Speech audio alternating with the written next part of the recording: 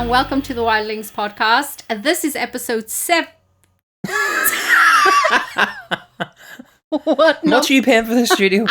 Is it by the hour? Help me.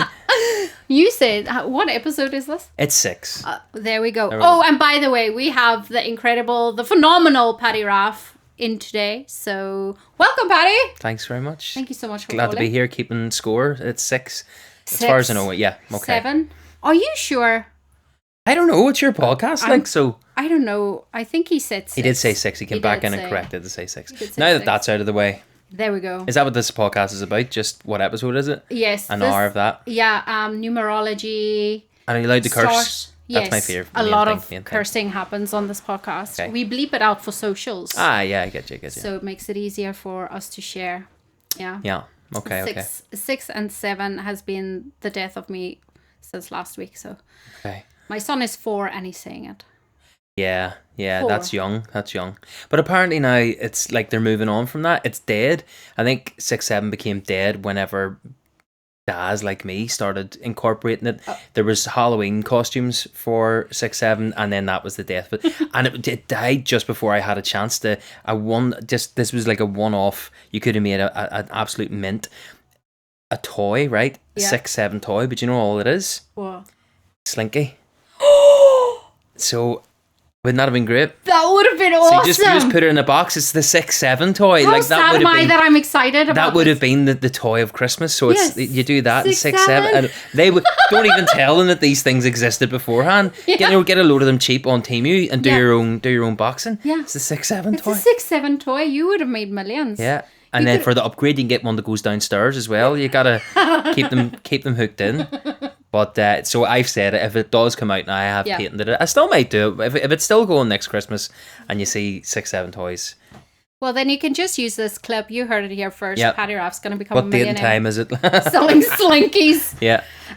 So I wanted to ask you, sorry, I'm just going to jump in. Were you a teacher at some point? No? No, I was in a wedding band. Oh, I was a trainer in a call centre. That's what it was, Oh, right. Very similar. Being a trainer in a call centre is like being a teacher, except, there's a lot less sort of... Trainers don't normally end up like sort of riding each other the way teachers do. From experience as a trainer. Wait, do teachers ride a lot? There are very a lot of that going on. It's like they say the police... do that, not the band. The PSNI apparently are wild for that. That's why Stephen Nolan's thing, I was like, you didn't show the part where they're all riding each other. Do you think he was getting his hole? Not out of it. Not on iPlayer anyway. To be Northern Irish. Getting his hole or getting a hole? Yeah, no, that's good. Getting his hole. That's getting like his hole. Yeah. But doesn't that mean someone's getting into his hole? No, it means like he is procuring a hole for himself. That's dark. Like that you've gone straight for that. No, getting your hole. That's what that is. So fellas would have been like to get their hole. And then from that, every hole's a goal, and it spawned different sayings. But yeah, that's very niche. But the thing is, I still don't get it. This is the way my brain works. Your Sorry, hole? Well, that as well. Do you know what? Labor isn't as much crack as people said it was going to be. Okay. But okay, I got sidetracked. When a guy says getting your hole, getting a hole. Is it you're gonna you need to get a hole? Yes, now I'm married. I've been with my wife 25 years, so I haven't had to use this phrase. This has never been applied to me, but you would say. So let's say for talk's sake, you had a friend who had gone through a breakup, whatever. It's more. I don't know if it's applied to women. I don't think it is. Okay. But you would say to a fella, "Oh, you need to get your hold. That's what you need," and that's what it is. But it's very. Okay. I don't do they say it anymore? It could be like 6, 7. It's like it's gone now. No, I heard it a lot this weekend. Okay. Yeah. Maybe I could come up with a toy for that as well. Yeah. The 6, 7, the getting your whole toy. Or a t-shirt. If you're grumpy, get your hole. That could be the way forward. Okay. T-shirts and slinkies. So sidetracked again. Sorry, because this is me with ADHD. So you trained people in a call center as a teacher, but you didn't buck anyone. No. 100% not. Good job. Although ironically, they were all like it's adults, so that would have been, but that didn't happen. So basically, I came pretty much straight out of school and started working in a call center. I already had a few jobs before that, and then I would have just, after about a year working on the phones, so answering calls for like Sky, Technical, or selling mobile phones for BT, I then got a chance to to apply for a trainer job, which is basically when people came in to the call center, you would train them for 2 weeks in how to work the computers, work the, different bits of software, answer the phones, customer service stuff. And then they would go out onto the phones, and then the next batch of people would come in. So that was like, I did that there for about 7 or 8 years. That's a long time. Did you enjoy it? You must have enjoyed it somewhat. Yeah, because that's a long time to stick to a job. That's longer than I've stick to anything. Yeah, well, that was like the first time I actually found like a bit of a calling, was like, I had the skills to do it. There was people who were brilliant on the phones and brilliant at the systems, but it was like, I couldn't understand why they had so much fear about ever taking on a job like that where you would go in and train people, because to me, you're just getting up and talking. Yeah. So it was weird that, I actually was enjoying work. I was working up through the ranks, and it didn't feel like a job anymore. So yeah, because it just felt like you were getting up and having a bit of crack, teaching a bit at the same time. So yeah, I really enjoyed that. And then that's when you pivoted to DJing. So that's a big at leap. the same time, yeah. So at the same time, I always saw, from the age of about 16, I was playing guitar, and I was always interested in music. Yeah. Quite a musical household. And then I was playing guitar, and then at the same time as being in the call center, I would have had, like a wee covers band on the go. Yeah. And that's the thing, for when you're from a working class area, you're not really encouraged to go and pursue your dreams, write an album, try and get it, because that's not making anybody any money, and it's like your family don't have money to support you, so you have to just come out of the gates, go and earn money. So while I was working in the call center, I was also then playing in a band, and once we were sort of good enough, we then started to do cover versions, and we just gigged in bars up and down Belfast. What was like the style, like the genre, or like the kind of music you were covering? We kind of hit at a good time, because I would have been in my sort of early to mid 20s, and bands like The Killers, Kings of Leon, Stereophonics were still putting out stuff. Oasis, I suppose, were still about as well. So at that time, we were young. I had hair, so good looking, young and good looking. Did you have long hair or short hair? Oh no, it was always short. But basically there was 3 of us, and it was like we looked like the bands we were covering. So we started doing that and getting booked, and we also then covered like back to the 60s, 70s, 80s, the sort of classics. And very quickly, we were asked by people, would we do weddings? Yeah. And that was one of those things where that's where the money was. You were only getting paid, a couple of quid, or sometimes nothing at all, to play in bars. But whenever people started asking, could you come do my wedding? There was a saying, there's no recession in weddings, is what somebody said. Was like, no matter how bad the recession was looking like it was getting, people were always going to book a band for their wedding. Here we're very big about that. The entertainment in the evening has to be good, so minimum DJ or else band and DJ. So that's what I was doing, as well as working in the call center. So it was all, you kind of make hay while the sun shines. And then it ended up, when the recession properly hit, I got made redundant twice in the call centers from sort of, we just bought a house and everything. Oh, no. And then I put all that money into the wedding band, and sort of it luckily kind of kicked on. We bought a van, and we ended up doing, loads of weddings. It was really good fun. And again, it didn't feel like work, because, and again, people would be like, I don't know how you do it, get up on the stage and play guitar for, and sing and whatever, even though I was just like the backing singer. And then I also would do DJ as well. So we would do the full night, and you got so many stories, and that kind of, the experience of being on stage training people, and also the experience of playing in front of people and being involved in people's weddings, led to me getting into comedy, because the two things coming together gave me loads of material. I haven't even touched on half of the material that we got from weddings, like tons of it. And it always it led to just retelling the stories, using a bit of music on stage as well, and that all kind of worked really well. That sort of was the early kind of format of stand-up that I did. So I was almost like training for being a stand-up without realising it. You didn't know it. When did you know? I know this is such a generic question, but it has to be asked, because I am also curious. Like, when did you go, oh fuck, I actually am funny, I'm really enjoying performing, I want to try other avenues? Or so it would have been like, in terms of, it was 2017 was when I started to go. So we were just talking about the comedy club you played, which is up in Donegal Celtic, which is where I'm from, West Belfast. I used to play for Donegal Celtic for like 1 or 2 years. Shout out Sparrow Comedy Club. When I was about 11 or 12. And so I always played soccer. And then that continued on, and I stopped in my sort of 20s and was gigging and just sort of enjoying things. And then I went back, bit of a midlife crisis, hit 30, was like, need to get back to football. So I was playing football like sort of 3-4 times a week. I have to stop you there. That's not midlife. That's quarter in West life. Belfast. That's quarter life crisis. No, West Belfast 30 is midlife crisis. So yeah, I was really enjoying that. That was like something that I centered my week around it. It was great fun. It was like therapy almost, because you got to meet your mates, and physically you felt great for doing it. It was great. And then I tore my cruciate ligament playing football. Just random. Well, nobody tackled me. Just felt like my knee exploded. And that was about sort of 2000 and late 2016. So through 2017, I had no outlet. I couldn't go play football. I was recovering. I was told, you're not going to get back to playing football again because that will just keep going. And I had a bit of surgery on it and stuff. I was just like, I need to do something else with this time, this extra few hours a week. And then that's when I started thinking about, comedy. And I've always been into comedy. I've always enjoyed watching it from no age. Like, I've been into comedy, and I was like, right, maybe that's what I'll do. And then I kind of set myself a target of, doing one open mic at least. And that came about sort of early 2018. And then that was it. It all just took off like a rocket from there. That's actually not so long. That's like the other day. Yeah, well, I mean, it feels like it, but the older you get, the time just sort of speeds up, and then it does.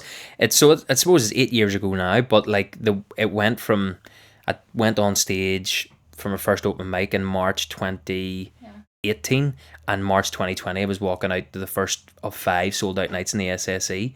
Like 2 years, but it's just hit at the right time. Social media was kind of blowing up here, and it was just before the pandemic. Did you first gain a following on social media before you did that? Yeah, it was a bit of both at the same time. So I made like a conscious decision.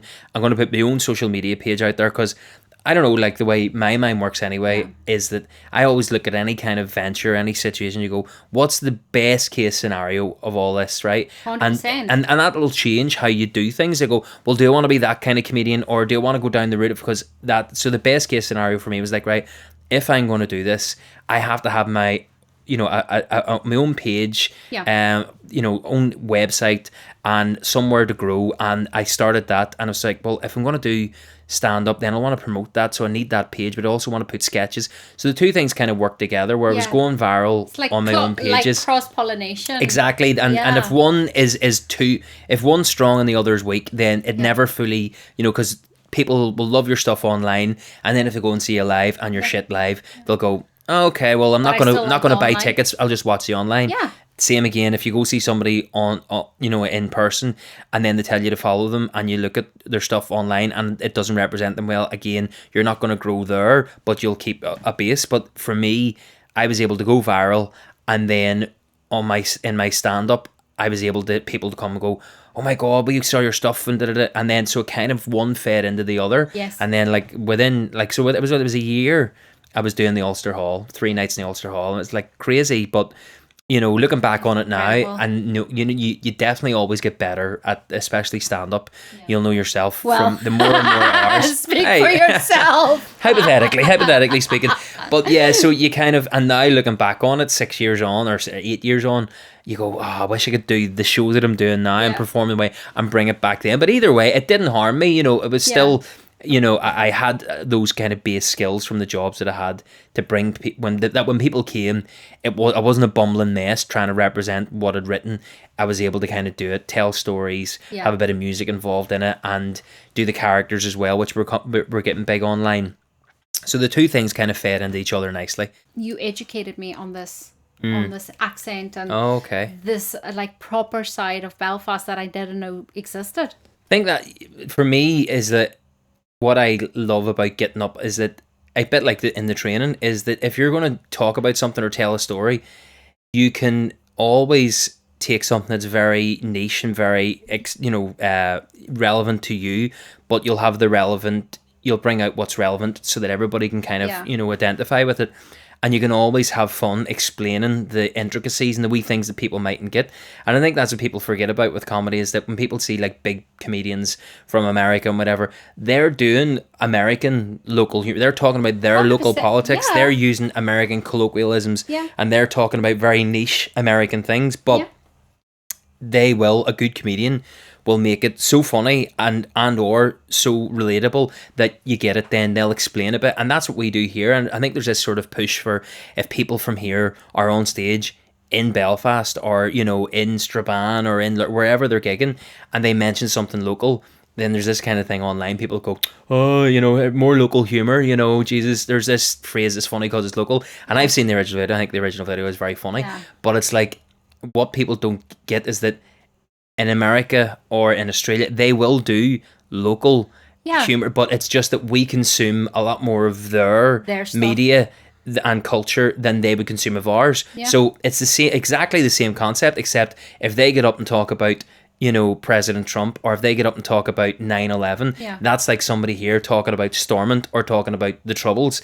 So I tend to stray away from a lot of that, but if you do touch on it, you do get people rolling their eyes like, well, it is local, but theirs is local as well. So a good comedian will go into a room and go, feel out the room, how much explaining do I need to do? Do you need to just pivot away from that altogether and not do that? But so you kind of have to, you know, be on your toes and work out, you know, what way am I going to present that? And it's always done, if you're doing it right, you do it in a fun way, that it's all a bit of crack. You know, some of the best gigs I've had have been where, you know, I did like the American bar years ago whenever I was only really starting.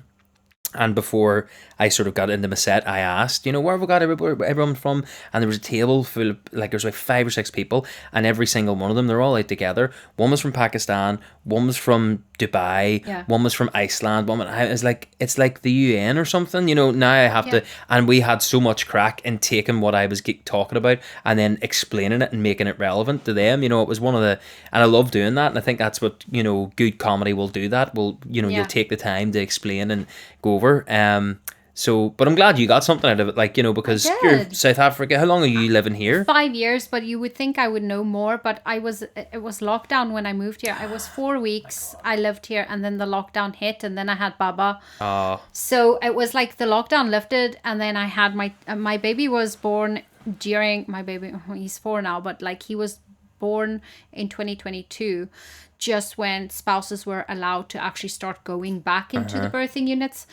So after that, then I was like, okay, I'm rearing this Baba. And then I finally, like, this is my first year, this year that passed when I started doing comedy, that I'm actually just starting my actual, like, individual life in this country. Well, you're only really getting your head above water now. If you have a child and you know, who cares whether or not you know what you know, getting your hole is.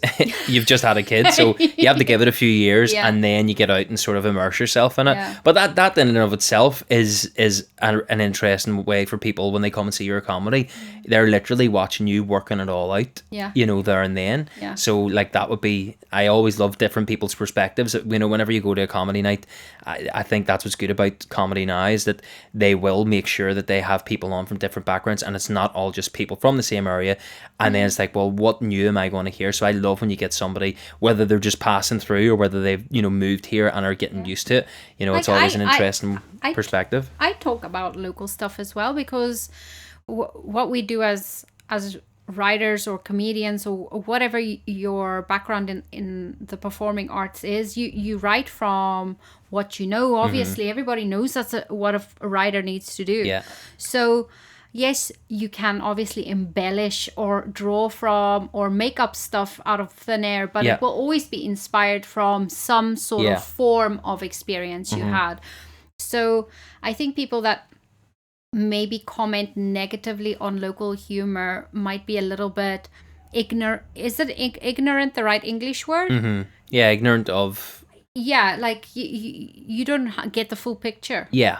I don't know if that's correct. It's, for me, commenting and stuff, you know, people commenting online, it's part of culture that we didn't have when we were growing up. You know, I'm 42, so, you know, we didn't have social media only when I was in sort of mid-teens, you start to get MSN Messenger, and then late teens, early 20s, Bebo, and then Facebook. So But I don't take offense when people leave negative comments, because they feel like they're talking almost privately. You know, it's the kind of thing where, like, I remember there would be, like, let's say a huge comedian like Billy Connolly. I loved Billy Connolly growing up. And then we would be talking about Billy Connolly, something that was on TV, and everybody in my family loved him. And there'd be, like, you know, maybe an auntie or something would go, oh, I can't stand him. And I'd be like, can't get my head around this. What? And they'd be like, oh, no, I can't stand Billy Connolly. And so when she's saying that, she would never, if he was in the room, or she would never want him to hear her saying that. Yeah. But everybody has their own opinion. So whenever anybody, like, will comment under anything that I would do, you know, the bigger a video goes and the more people like it, the ratio goes up where people you'll draw people in. But to me, there's people take offense at it because it's like, how dare it? To me, that's the same as, I just think of my auntie or whoever, not like it's not her vibe. It's not universal. And people now feel like with social media that leaving a comment, they just don't understand and they don't see it as, oh, I'm saying this to this person's face. So I just, like, maybe it's the bald head. I just glides also, over. I don't know if people know this. This might come as a shock to a lot of people online, but, like, you know, you can actually just scroll. Yeah, I think. Do you know what? I think that needs to be taught in schools. Genuinely, not even joking. Because I agree. I think those people would be happier if they just went like that. It's the easiest. I mean, even you used to have to get up and physically walk over to the TV or find the remote, but this is even easier. You can just go whoop, and then it's out of your whole life forever. It's like this alien concept. You could even go block from algorithm or block or unsee or what. Unfollow so you don't see it. All of those things. Yeah, all of the things. I did a thing for one of my not the last tour, the one before, where I finished the show with a song that I had written that was all just a list of all the best hate comments that I'd got, because some of them are funny, and that's what I love being entertained. It's whenever you see the same. It's the same. It's the irony of people that go, "You're as funny as," and you go, "The you're as funny as genre is so well trodden. It's hack. You know, get a new bit. You know, I love when somebody says something that completely like out of left field. So yeah, there's I had a full song about it. And it was always like rhyming them off, but at the same time going, I'm closing a sold out show with your comments. You know, so it's the ultimate kind of like, you know, but it's there was some fuck you actually. Yeah, that's exactly. So every single one, it was just a list of the best ones. I saw a makeup artist. I saw a makeup artist today actually. She's from Boston, and she bought herself. This is like similar, but not a comedian. But yeah, she bought herself a Louis Vuitton handbag from all the TikTok money from the hate comments, because apparently that actually does accumulate money, and she showed them. She was like, "Thank you for all the hate comments. This is what I got." That's good. So I just thought that was pretty awesome. Oh, what I wanted to ask you is, did once you became a father, did that influence your comedy a lot? So yeah, I didn't start doing stand up until my second child. So we've two. My daughter was like 1 or maybe 2 whenever I started doing stand-up, and I think that influenced the kind of comedy, like I said, about thinking about what's the best case scenario with this. Well, for me, starting stand-up, I was like, the best case scenario for this is that this becomes a career and that I end up, you know, having a bit of a following and able to, you know, make money off this, make this you know, my life. But then that's why I would think like that, because I go, okay, so that means then your kids are going to see this. What kind of comedy do you want them seeing? So I didn't turn into a CBBS, you know, sort of Mr. Tumble kind of act there and then, but I did go to myself, right, I love smutty humour. I love really, like, there's some real absolutely filthy comedians, and I love that. Yeah. But, and I know I can write that, and I've written a few jokes for people who have told them, and they're like, oh my God, but I wouldn't do it myself, because it still would go, I want to, even though on stage you can be a bit more, and I do go a lot further on stage than I would do online and certainly on TV, but I kind of always went to myself, if I'm going to make a career out of this, I don't want my kids to not be able, or for their parents to go, that's such as, you know, remember your guy did the video about blah blah blah, remember, you know, and I just went, no, I'm going to try and sort of always have one eye on the fact that, you know, I'm their dad, and this is, you know, if things go well, I'll be known for this. So like you were saying about the video I put up of me hitting my son on the head with a football accidentally before anybody contacts social services, So like funny. that was just the start of me doing stand-up, so it was 8 years ago. Yeah. And I shared that again recently, but I did say to my son, I said to him, like, I says, do you mind if I put that up again? He was like, yeah, to go for it. And I was like, no, because I remember, one of your friends, like, I put a Nigel video up where he says something about Lisburn, or it's a sly dig at Lisburn via this posh character. Yeah. And my son was like, all my mates were saying that you're slagging Lisburn, and also they were having a bit of a laugh with him. But then I started realizing he's now mates are starting to see it. So I asked him, he was like, yeah, put it up, no problem.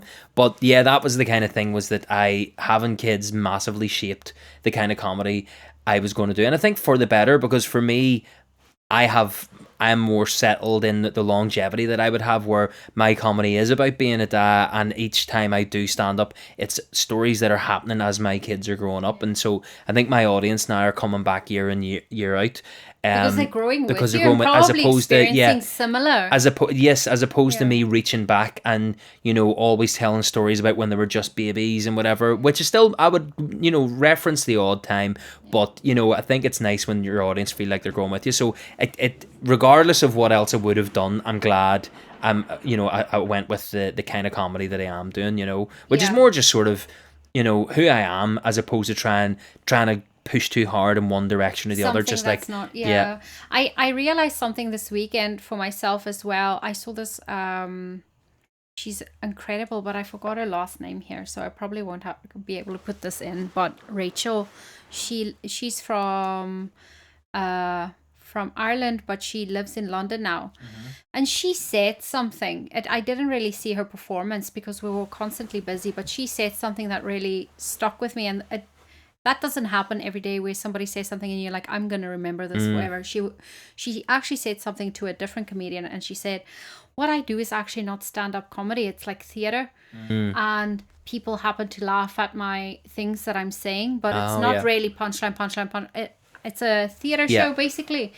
A solo one. And I was like, that is exactly the kind of thing I want to do, because I put so much pressure on myself to be like a particular type of comedian within a particular, I don't know if this is the right way to say it, like genre or vibe of comedy, where my whole background is theatre and storytelling. Like that was my main thing in South Africa that I was doing.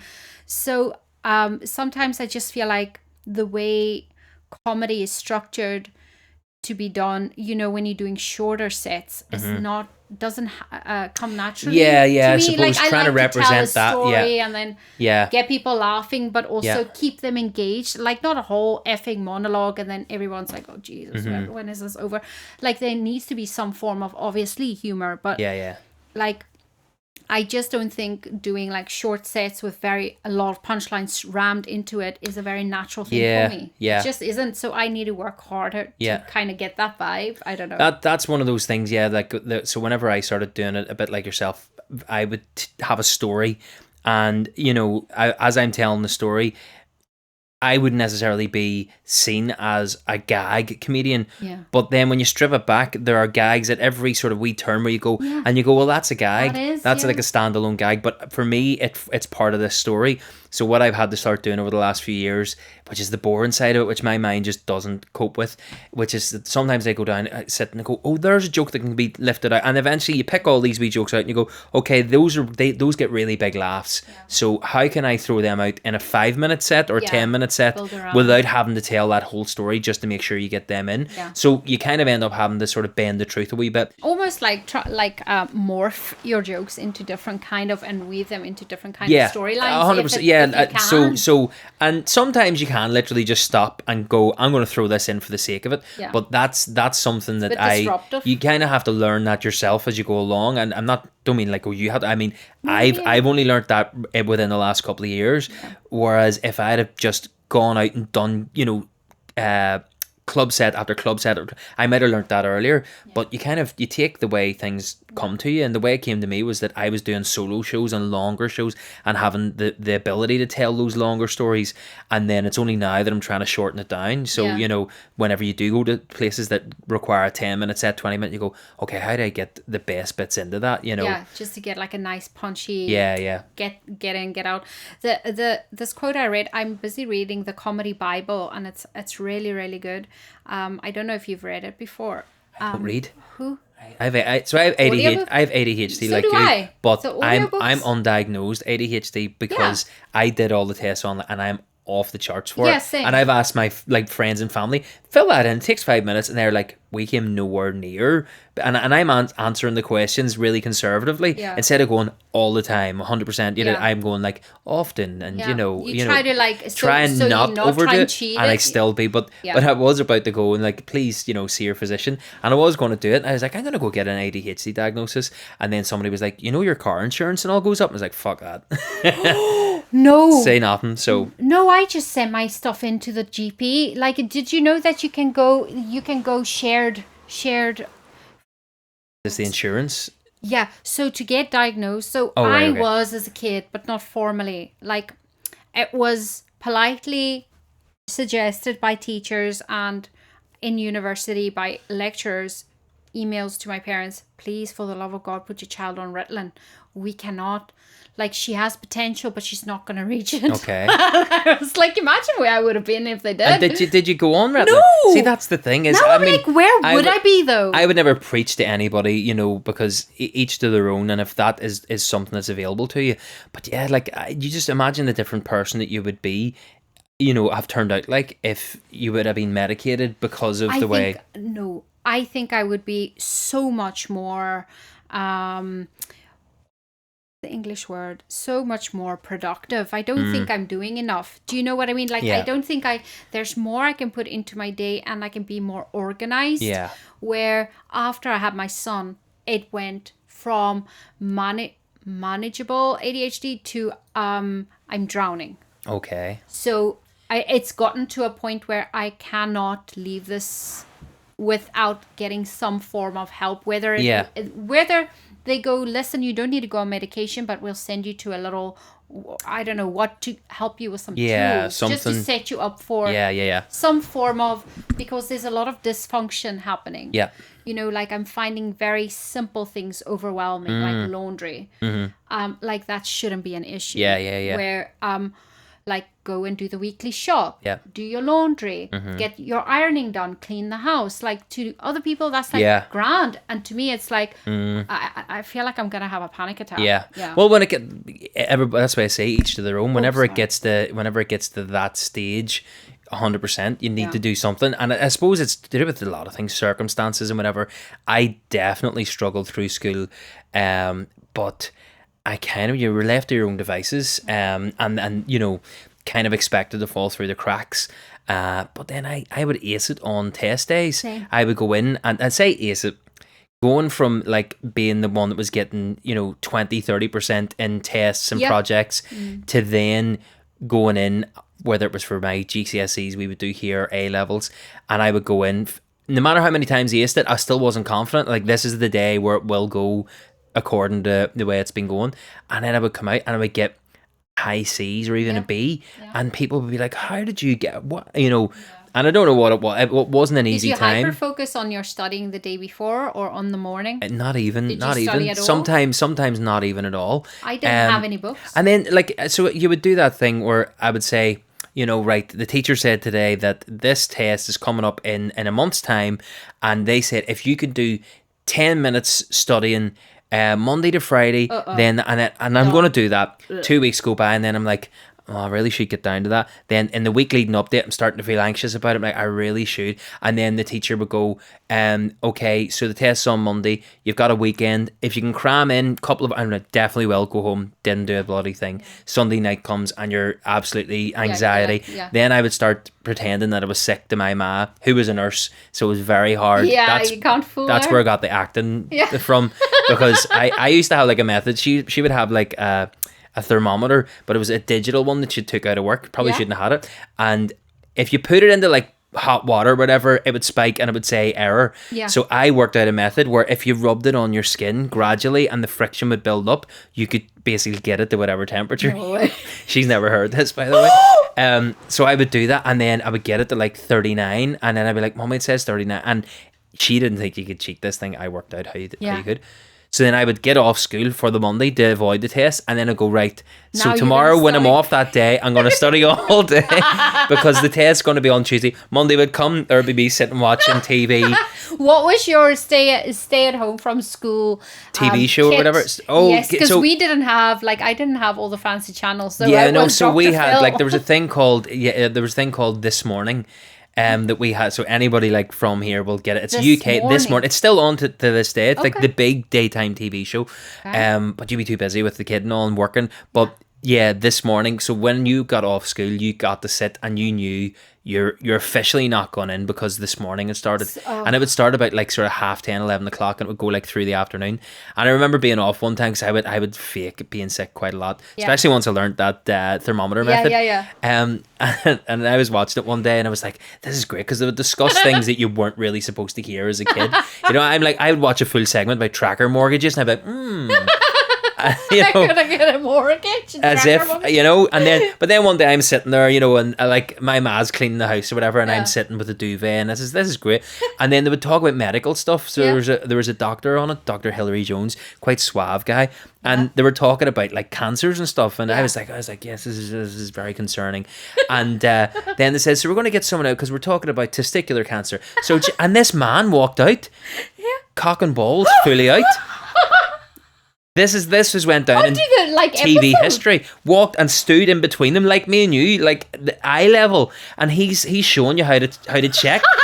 And I was just like, I need to be in school. I really shouldn't be here. I shouldn't be here. This is, and like, so he sat and was like feeling your man's and like explaining, and then I was like, I really was sick then. He showed. You were sick. He was showing how to check for lumps and stuff. And so I was just like, I should be in double geography at the minute. Yeah. Talking about sedimentary rocks or whatever. So, yeah, but even though I put off doing the test, and then I knew I had, this was the day we were going to cry, still didn't do it. And I would just go to bed with this sort of nihilistic sort of, oh, well, fucked it anyway now. Yeah. And I would go into school and the teacher would be like, you know, sick again. You know, what was it this time? You know, smallpox or whatever. And then, it's testicular. And then so I sat down and then I would get like 75%, which was better than some of the kids who were trying to. And then I was just like, why did I do this to myself? Why every time? And they were probably pissed off on you. She'd probably be like, don't hate the play. Game. By the way, sir, if you wanted me to have a wee check. Yeah. I remember that like it was yesterday. That fucking. Oh my God. The morning show. No, we had. This morning. This morning. We had Dr. Phil was our stay at home. Day, Dr. Phil, and then what's that? Jerry Springer? Yeah, so Channel 4 would have done that as well. They would have had, so you would have some sort of similar ones. What's that other one? Where Ricky Lake?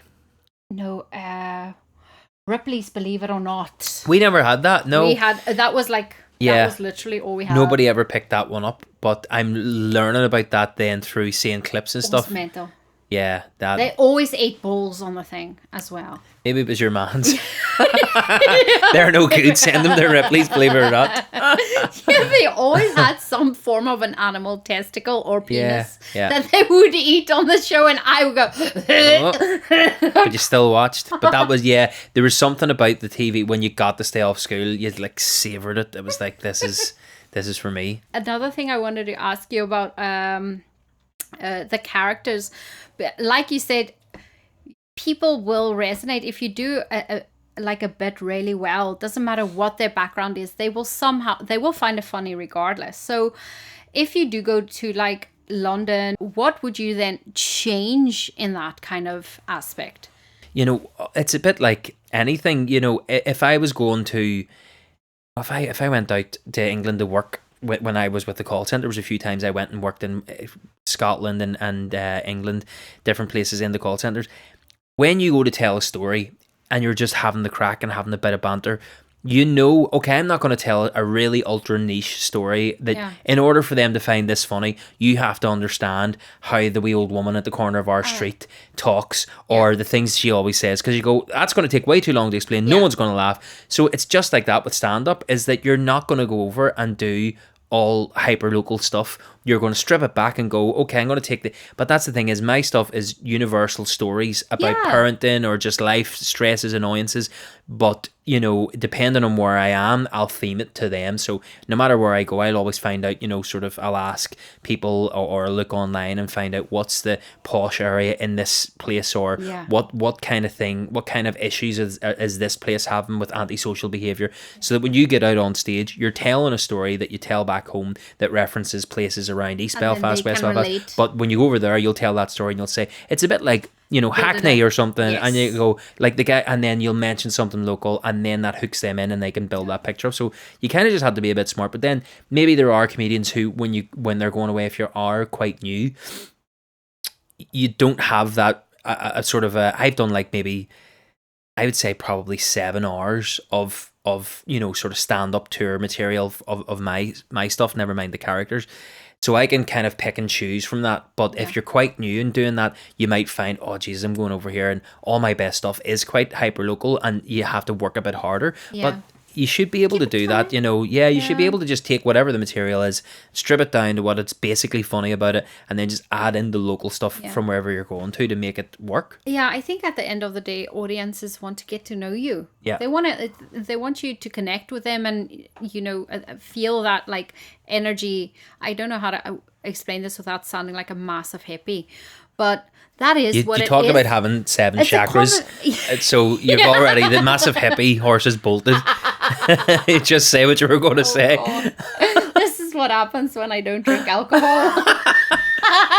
Is this neat gin she's glad? I wish. No, I'm doing a year of sobriety.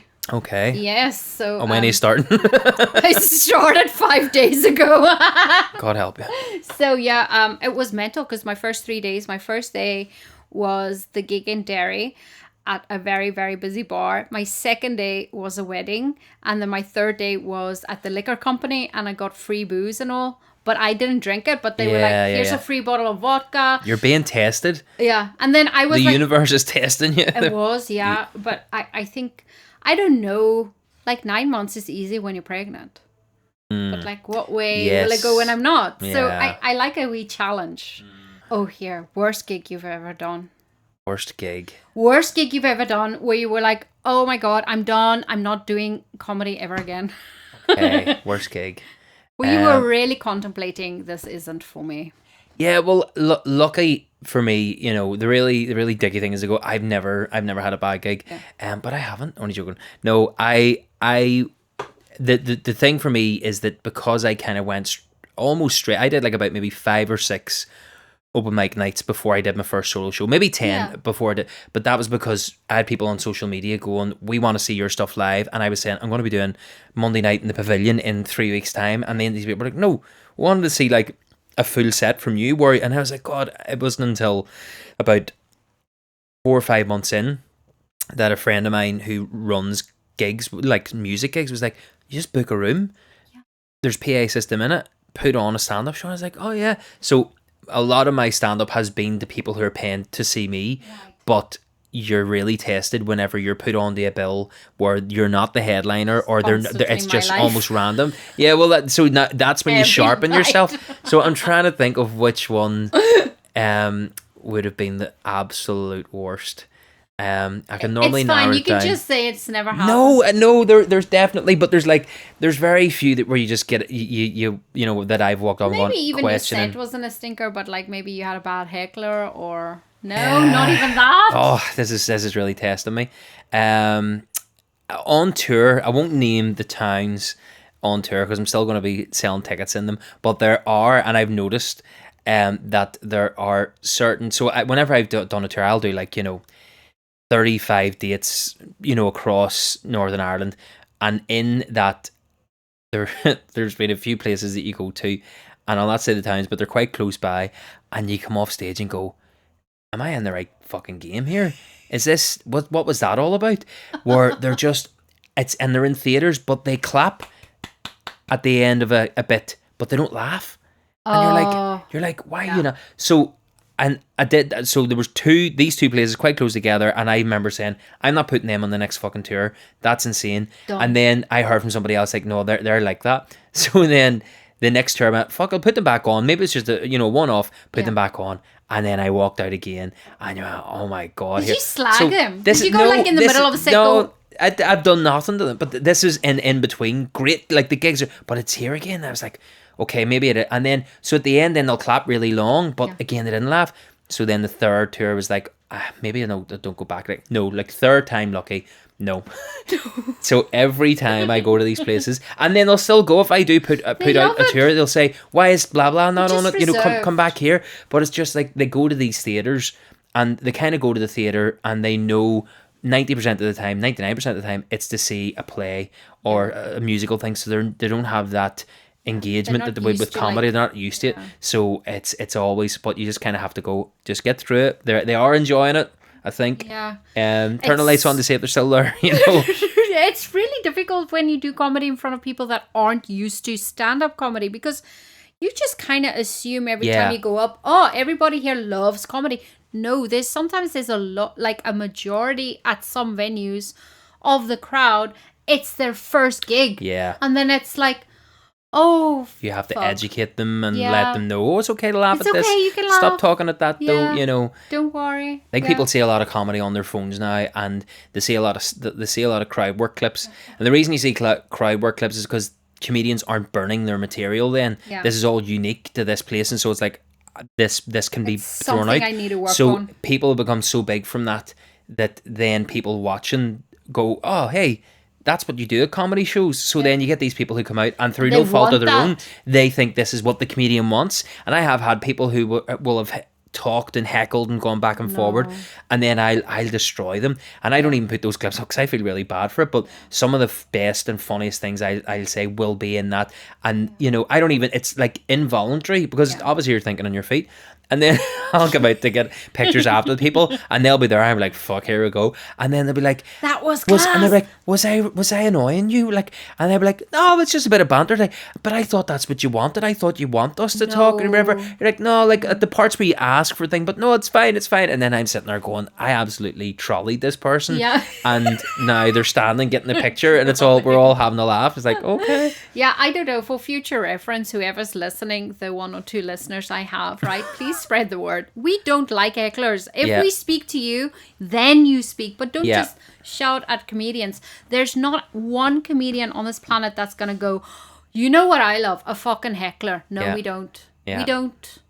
They'll cope with it. Yeah. And if they get a good clip out of it, well and good. But yeah, if you have a set, that's what you want. I suppose there's comedians who kind of do welcome it a bit more, but for you, like, if you're trying to be a bit more, as you say, theatre-ish, a bit more storytelling, then it's not a conversation, mate. Don't be... Right, we'll wrap it up. Paddy, is there anything you want to... You get attacked by the plant there? Fuck me, welcome to the jungle. Is there anything you want to promote? Peace. I would like to promote peace amongst in keeping with the hippie vibe. Check your chakras and your testicles. No. I don't have anything in the pipe. Well, I do actually. I have a tour, but it's not on sale. It won't be on sale probably until after the summer. But we'll be out next year, early next year. What's touring. it called? I don't even know yet. He doesn't I'll know make yet. up a name. I'm such a da. I love a pun.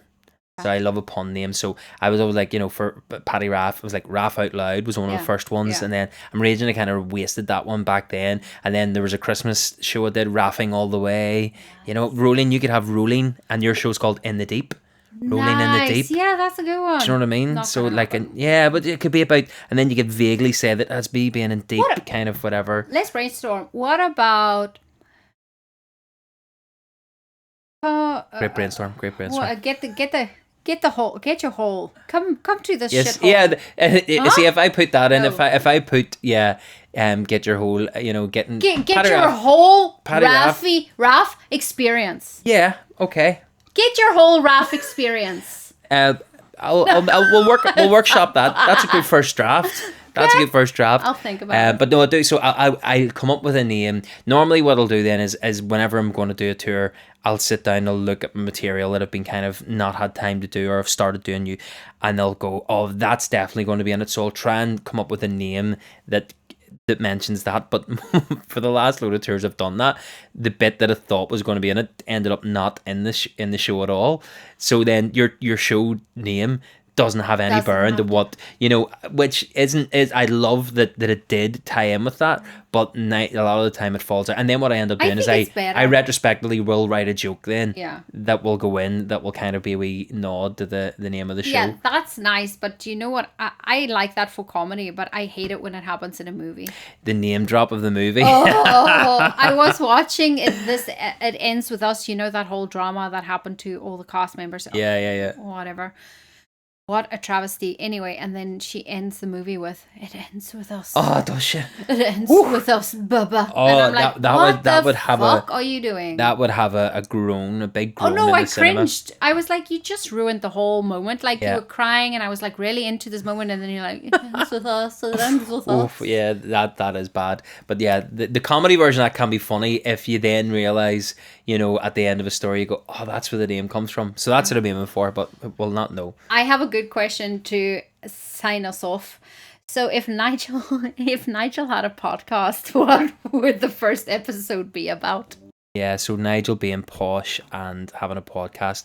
The first episode would be him interviewing himself, his younger self, and he would go to great lengths to split screen it, and then because he would think that would be really interesting to interview his younger self. Yeah. But he would end up getting steaming and not able to edit it properly, and then it wouldn't see the light of day. But I actually have this thing now where I do have some equipment that I was like setting up to shoot something, and it looked like one side of a podcast, and I was like, I want to do that thing of having Nigel giving out like pearls of wisdom, but cut him in as if he's talking like to Stephen Bartlett or one of those podcasters, you know, like so as if he's been on these huge podcasts when he hasn't been anywhere near them. That's actually good. But then you get into all these things to do with copyright of their material and putting them in, so I was like, no fun, like zero crack. So but yeah, that would probably be it.